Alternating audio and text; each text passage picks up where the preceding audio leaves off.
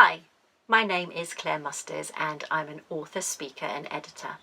I've had the huge privilege of working on quite a few of CWR's insight guides on subjects such as burnout, self-acceptance and shame. But towards the end of last year, I was approached by them to see if I was interested in writing one of their new 30-day devotionals that would form a part of the Insight branding. When I heard the subjects that they wanted to cover, it was the one on disappointment and loss that struck a chord. Although my heart did sink because I knew what that meant. You see, we'd spent 3 years being told that my mum would not make it past that next Christmas, and in 2019 she defied the odds yet again for us to enjoy family time together. But not long after, I got a call to say I needed to get to my parents' home as soon as I could because she didn't have long left. My mum, her body racked and weakened with pain for so long, and yet with such a strong fighting spirit, taught me so much about resilient faith. And I spent the next 10 days by her bedside as she slowly went to be with Jesus. During that time, I wrote the bulk of the devotional, which suddenly became much more personal to me. Just one short month after her death, the world was hit by COVID.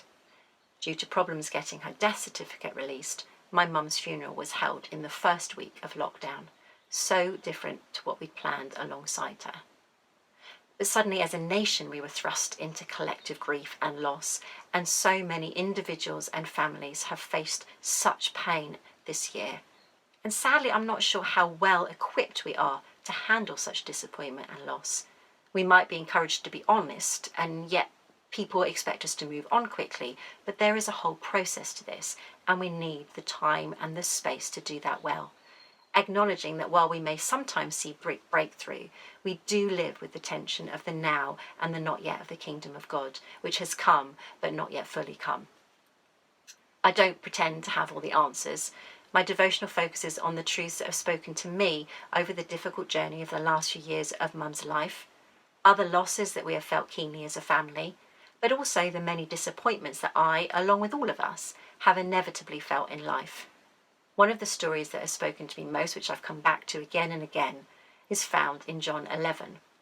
And Jesus' response to the death of his friend Lazarus, who he knew he was going to raise back from the dead, revealed to me that he was standing weeping alongside me in my own grief. Deeply moved by Lazarus' sister's Mary's weeping, John 11:35 simply says Jesus wept, and that is where I start the devotional.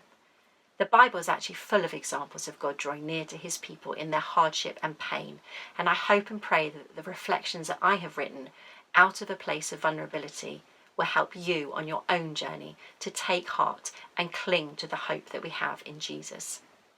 Everyday Insights, Disappointment and Loss was published in September. Do ask your local Christian bookshop if they stock it, because it is so important that we continue to support them. Thank you.